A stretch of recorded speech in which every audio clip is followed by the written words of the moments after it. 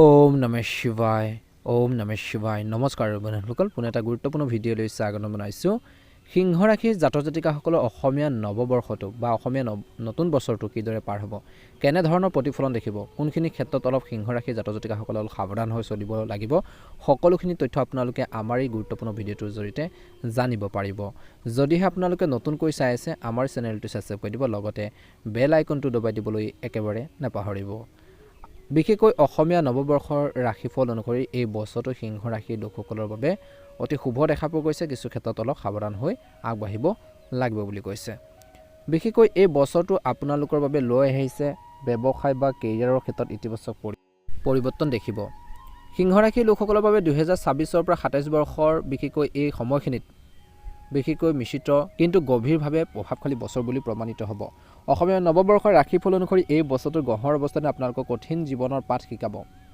কষ্টৰ পৰা কেনেকৈ শিকিব পাৰি কষ্টৰ পৰা কেনেকৈ আপোনালোকে সাকসেছ হ'ব পাৰি শিকাব আৰু শেষত আপোনাক এজন শক্তিশালী ব্যক্তি কৰি তুলিব বিশেষকৈ এই বছৰটোত সংগ্ৰাম আৰু জীৱনত হঠাৎ পৰিৱৰ্তনৰ ইংগিত পোৱা যায় বছৰৰ বেছিভাগ সময় আপোনালোকৰ কৈছে যে বৃহস্পতি উচ্চতা থাকিব যাৰ ফলত আধ্যাত্মিক প্ৰগতি আৰু বিদেশ ভ্ৰমণৰ দ্বাৰ মুকলি হৈছে ভ্ৰমণ থাকিব বছৰটোৰ শেষত বৃহস্পতি আপোনালোকৰ ৰাশিত প্ৰৱেশ কৰিব যাৰ ফলত আপোনালোকৰ বাবে এক সোণালী সুযোগৰ আৰম্ভণি হ'ব বিশেষকৈ এই বছৰটোত স্বাস্থ্যৰ দৃষ্টিকোণৰ পৰা সিংহ ৰাশিৰ লোকসকলৰ বাবে শাৰীৰিক স্বাস্থ্যৰ কথা ক'বলৈ যাওঁতে প্ৰত্যক্ষ সম্পৰ্ক হৃদযন্ত্ৰ আৰু মেৰুদণ্ডৰ লগত বিশেষকৈ 2026 পৰা 27 বৰ্ষৰ এই সময়খিনিত বা অসমীয়া নৱবৰ্ষ ৰাশিফল অনুসৰি এই বছৰটোত জীৱনশৈলীত অনুশাসিত হ'ব লাগিব শনি অৱস্থানৰ বাবে আপুনি গাঁঠিৰ বিষ হাড়ৰ কিছু দুৰ্বলতা পেটৰ কিছু অংশত সমস্যাৰ সন্মুখীন হোৱাৰ সম্ভাৱনা আছে মানসিক স্বাস্থ্যৰ কথা ক'বলৈ যাওঁতে এই বছৰটোত আপোনালোকৰ ৰাশিত কেতুৱে আপোনালোকক অলপ অন্তৰ্মুখী কৰি তুলিব পাৰে ভিৰৰ পৰা আপুনি নিজকে বিচ্ছিন্ন অনুভৱ কৰিব মানসিক চাপ দূৰ কৰাৰ বাবে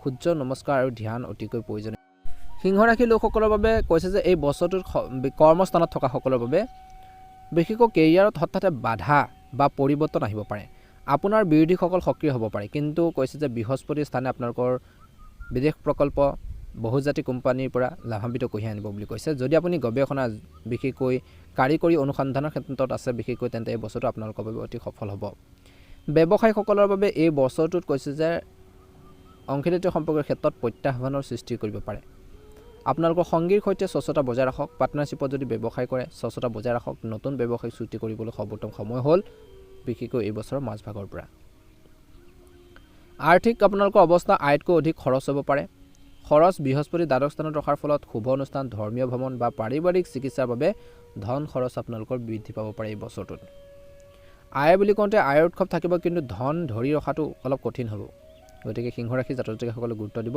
বিশেষকৈ পূৰ্বপুৰুষৰ সম্পত্তি বা বীমাৰ জৰিয়তে বিশেষকৈ আৰ্থিক লাভৰ সম্ভাৱনা আছে এই বছৰটোত বিনিয়োগ এই বছৰটোৰ ৰিস্কি বিনিয়োগ এৰাই চলাটো বুদ্ধিমানৰ কাম হ'ব দীৰ্ঘম্যাদী বিশেষকৈ আপোনালোকৰ বিনিয়োগে লাভান্বিত কৰিব বুলি কৈছে সৰু সৰু বিনিয়োগ কৰাটো অধিক সুৰক্ষিত হ'ব এই বছৰটোত পাৰিবাৰিক দৃষ্টিকোণৰ পৰা এই বছৰটো আপোনালোকৰ ধৈৰ্য পৰীক্ষা ল'ব সিংহ ৰাশিৰ লোকসকলৰ বাবে বিশেষকৈ আপোনালোকৰ পিতৃ মাতৃৰ পৰা সমৰ্থন লাভ কৰিব কিন্তু তেওঁলোকৰ স্বাস্থ্যৰ প্ৰতি চিন্তা থাকিব ভাই ভনীৰ সৈতে সম্পৰ্ক উন্নত কৰাৰ বাবে আপুনি উদ্যোগ ল'ব লাগিব কেতুৰ বাবে কেতিয়াবা ঘৰুৱা কাম কাজবোৰৰ পৰা বিচ্ছিন্ন অনুভৱ কৰিব পাৰে ঘৰুৱা পৰিৱেশত আপুনি হয়তো এনে অনুভৱ কৰিব পাৰে যেন আপোনাক কোনেও বুজি নাপায় আপোনাক বিশেষকৈ বুজিবলৈ চেষ্টা নকৰে কিন্তু নিজৰ যোগাযোগ মুকলি কৰি ৰাখক বুলি কৈছে প্ৰেম আৰু সম্পৰ্কৰ ক্ষেত্ৰত এই বছৰটোত ৰাহুৰ দ্বাৰা প্ৰভাৱিত হ'ব সিংহ ৰাশিৰ প্ৰেম জীৱন এককসকলৰ বাবে কৈছে যে এই বছৰটো আপোনালোকৰ পৰা বিশেষকৈ আপোনাৰ পৰা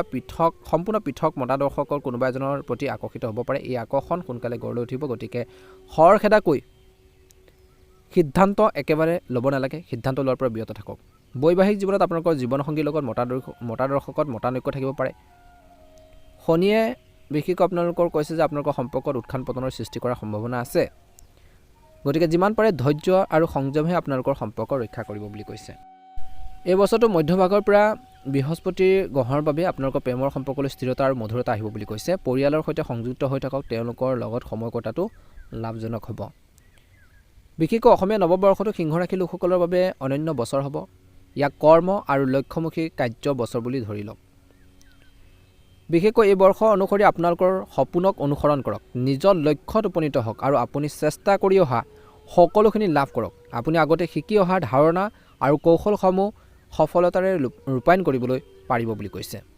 এই বছৰটো প্ৰেমৰ সম্পৰ্কত সাৱধানতাৰ অৱলম্বন কৰক বুলি কৈছে। দুটা মানদণ্ড বা একাধিক সম্পৰ্ক আপোনালোকৰ ছবি ক্ষতি কৰিব পাৰে, প্ৰতিছবি বেয়া কৰিব পাৰে, গতিকে সম্পৰ্কৰ ক্ষেত্ৰত বহুত বেছি সাৱধান হ'ব লাগিব। পৰিয়ালৰ পৰা নিজকে আঁতৰাই ৰখাৰ পৰা বিৰত থাকক। তেওঁলোকৰ লগত সময় কটোৱা, যোগাযোগ বজাই ৰখাটো মানসিক শান্তিৰ বাবে উপকাৰী বুলি প্ৰমাণিত হ'ব এই বছৰত। গতিকে আপোনালোকে নিশ্চয়কৈ এইখিনি কথাৰ প্ৰতি গুৰুত্ব দিব। কৈছে যে পেছাদাৰী জীৱনত ইতিবাচক বা নেতিবাচক প্ৰভাৱ পেলাব পাৰে। 2026 চনৰ পৰা বিশেষকৈ 27 বৰ্ষৰ এই সময়খিনিত বা অসমীয়া নৱবৰ্ষৰ ৰাশিফল অনুসৰি আপোনালোকৰ এই বছৰটোত আনৰ কামত হস্তক্ষেপ পৰিহাৰ কৰিব লাগিব। তদুপৰি এই বছৰটোৰ আৰম্ভণিৰ পৰা কেৰিয়াৰৰ ক্ষেত্ৰত অলপ প্ৰত্যাহ্বানজনক হ'ব পাৰে সিংহ ৰাশিৰ লোকসকলৰ বাবে, কিন্তু এই বছৰটোত আত্মবিশ্বাস আৰু পৰিকল্পনা কৰিলে আপুনি নতুন উচ্চতা লাভ কৰিব। যদি আপুনি চাকৰি সলনি কৰাৰ কথা ভাবিছে, কিবা এটা কাম কৰিছে, সেই কামটো সলনি কৰাৰ কথা যদি ভাবিছে, তেন্তে বুদ্ধিমানৰূপে আগবাঢ়ি যাওক। বিশেষকৈ বছৰৰ প্ৰথম দুমাহত আনৰ কামত বেছিকৈ হস্তক্ষেপ কৰাটো পৰিহাৰ কৰিব লাগে। আনৰ কামত বেছিকৈ জড়িত হ'ব নালাগে, আনৰ কামত বেছিকৈ আপোনালোকে সোমাই পৰিব নালাগে, আঁতৰি থাকিব লাগে। গতিকে এইখিনি ক্ষেত্ৰত নিশ্চয়কৈ গুৰুত্ব দিব লাগিব। কৰ্মৰ সূত্ৰে কিছুলোকে বহিৰাজ্য ভ্ৰমণৰ সুযোগ পাব পাৰে। নিজৰ লক্ষ্যত মনোনিৱেশ কৰক আৰু সেইবোৰৰ দিশত কাম কৰক। আধ্যাত্মিক বা কলাত্মক সাধনায়ো উপাৰ্জনৰ উৎসৱ সৃষ্টি কৰিব এই বছৰটোত। যদি আপুনি বিনিয়োগ কৰিব বিচাৰে তেন্তে বুদ্ধিমানৰূপে আগবাঢ়ি যাওক। বিদেশ ভ্ৰমণৰ সময়ত নিজৰ স্বাস্থ্যৰ যত্ন লওক, বা বিদেশ বুলি কওঁতে অলপ আপোনালোকে বাহিৰা ঠাইত যোৱাৰ বুলিও নহয়, যদি ঘৰৰ পৰা আঁতৰত গৈছে, ক'ৰবাত যদি কৰ্মৰ সূত্ৰে গৈছে, কামৰ বাবে কৰিছে ক'ৰবাত, তেন্তে এই বছৰটো আপোনালোকৰ নিজৰ স্বাস্থ্যৰ ক্ষেত্ৰত যত্ন ল'ব লাগিব। অসমীয়া নৱবৰ্ষ ৰাশিফল অনুসৰি এই বছৰটো সিংহ ৰাশিৰ লোকসকলৰ বিশেষকৈ ছাত্ৰ ছাত্ৰীৰ ক্ষেত্ৰত পঢ়া শুনাৰ ক্ষেত্ৰত সুস্থিৰ হৈ থাকিব, কিন্তু অনুশাসন অতিকৈ প্ৰয়োজনীয় হ'ব। এই বছৰটোত বিশেষকৈ বিদেশ ভ্ৰমণৰ সময়ত স্বাস্থ্যৰ প্ৰতি সতৰ্ক হওক। আপুনি কোনো গুৰুতৰ ৰোগত ভুগিব পাৰে। ধৰ্মীয় কাম কাজ আৰু সমাজ সেৱাই আধ্যাত্মিক শান্তি কঢ়িয়াই আনিব। দীৰ্ঘদিনীয়া ধৰ্মীয় যাত্ৰা সম্ভৱ হ'ব পাৰে বুলি কৈছে। এই বছৰটো আপোনালোকৰ জীৱনলৈ বহুতো মংগল আৰু উত্তেজনাও আনিব বুলি কৈছে। এই সময়ছোৱাত সিংহ ৰাশিৰ লোকসকলে ঘৰ, পৰিয়াল, কেৰিয়াৰ আৰু সামাজিক যি মৰ্যাদাৰ সন্দৰ্ভত বিভিন্ন প্ৰভাৱ অনুভৱ কৰিব। সিংহ ৰাশিৰ লোকসকলৰ বাবে বছৰৰ বিশেষকৈ ৰাশিফল অনুসৰি এই অসমীয়া নৱবৰ্ষটো দৃষ্টিভংগীৰ বিষয় বিশেষকৈ গভীৰভাৱে চোৱাৰ আগতে গ্ৰহৰ অৱস্থানসমূহ পৰীক্ষা কৰি ল'ব লাগিব। সিংহ ৰাশিৰ লোকসকলক কৈছে যে ধনুৰাশিৰ পৰা মকৰ ৰাশি আৰু কুম্ভ ৰাশিলৈ শাসক গ্ৰহৰ সূৰ্য ট্ৰেনজিটে বিশেষকৈ এই বছৰটোৰ মাজভাগত 12টা ৰাশিৰ সকলো ৰাশিৰ ওপৰত প্ৰভাৱ পেলাব। শনি ট্ৰেনজিট প্ৰভাৱ মীন ৰাশি অষ্টম স্থানত পৰিব, আৰোহিত মিথুন ৰাশি বৃহস্পতি ট্ৰেনজিট হ'ব। গতিকে এই বছৰটোত অলপ ধৈৰ্য ধৰি কাম কৰিব লাগিব। বুধ গ্ৰহে ধন আৰু লাভৰ প্ৰভু হোৱাৰ বাবে আপোনালোকৰ আৰ্থিক অৱস্থাত প্ৰভাৱ পেলাব পাৰে। শুক্ৰ ইয়াৰ ট্ৰেনজিট অনুসৰি প্ৰভাৱ পেলাব। গতিকে বছৰটো আপোনালোকৰ বাবে অলপ ধৈৰ্য ধৰি কাম কৰিব লাগিব। এই বছৰে আপোনালোকৰ পাৰিবাৰিক জীৱন আৰু সামাজিক মৰ্যাদাত কিছু পৰিৱৰ্তন আনিব বুলি কৈছে, যিয়ে কিছু উত্থান পতনৰ সৃষ্টি কৰিব পাৰে। অৱশ্যে শেষত সামাজিক যি মৰ্যাদা আৰু পাৰিবাৰিক জীৱনৰ মাজত ভাৰসাম্য ৰক্ষাৰ সুযোগ বিচাৰি পাব। বছৰৰ প্ৰথমাৰ্ধত পৰিয়ালৰ দৃষ্টিকোণৰ পৰাও মিশ্ৰিত হ'ব।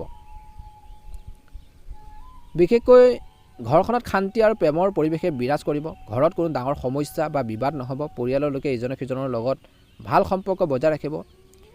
যেতিয়া মংগল গ্ৰহক ষষ্ঠ স্থানত ৰখা হয়, তেতিয়া ৰাহুৰ সংগতি থাকে। তেতিয়া এই সময়ছোৱাত আপোনালোকৰ বাবে কিছু প্ৰত্যাহ্বানজনক হ'ব পাৰে, কাৰণ আপোনালোকৰ ব্যস্ত কৰ্মসূচীৰ বাবে পৰিয়ালৰ সৈতে সময় কটাব নোৱাৰিব, যাৰ ফলত পাৰিবাৰিক সম্পৰ্কত কিছু দূৰত্বৰ সৃষ্টি হোৱাৰ সম্ভাৱনা আছে এই বছৰটোত। গতিকে যুক্তি তৰ্কৰ পৰা আঁতৰি থাকিব লাগিব। এই বছৰটোত আপোনালোকৰ পৰিয়ালৰ প্ৰতি থকা যি দায়িত্ব, যিখিনি কৰ্তব্য সঠিকভাৱে পালন কৰিবলৈ চেষ্টা কৰাটো উচিত।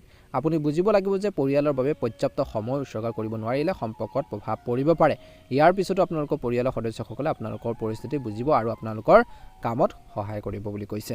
ইয়াৰ উপৰি তৃতীয় ঘৰৰ বৃহস্পতি দিশটোৱে কিন্তু আপোনালোকৰ কৈছে যে এই বছৰটোৱে সামাজিক স্থান বৃদ্ধি কৰিব। আপোনালোকৰ যোগাযোগৰ ভিত্তিতো সম্প্ৰসাৰিত হ'ব আৰু আপোনালোকৰ সামাজিক স্থান শক্তিশালী কৰিব। বৃহস্পতিৰ প্ৰভাৱে বিশেষকৈ আপোনালোকৰ সামাজিক জীৱন বৃদ্ধি কৰিব। আপোনালোকৰ পৰিয়াল আৰু সমাজৰ ভিতৰত আপোনালোকৰ সন্মান আৰু সফলতা কঢ়িয়াই আনিব। বন্ধু বান্ধৱীৰ সৈতেও মানসম্পন্ন সময় কটাব আৰু বন্ধুত্ব আপোনালোকৰ বহুত বেছি গভীৰ হ'ব বুলি কৈছে। স্বাস্থ্যৰ দৃষ্টিকোণৰ পৰা এই বছৰটোত কৈছে যে প্ৰথম ছমাহে আপোনালোকে স্বাস্থ্যৰ ক্ষেত্ৰত গুৰুত্ব দিব লাগিব। এই বছৰটোত নিজৰ সময় নিজৰ স্বাস্থ্যৰ ক্ষেত্ৰত সমাপ্ত কৰাৰ লগে লগে পৰ্দাৰ আঁৰত নিজৰ যত্ন লোৱাৰ উপায়ৰ ওপৰত গুৰুত্ব দিয়ক বুলি কৈছে। যিমানে ব্যস্ত নাথাকক নিজৰ স্বাস্থ্যৰ যত্ন হ'ব লাগিব। এই বছৰটোত কৈছে যে আপোনালোকৰ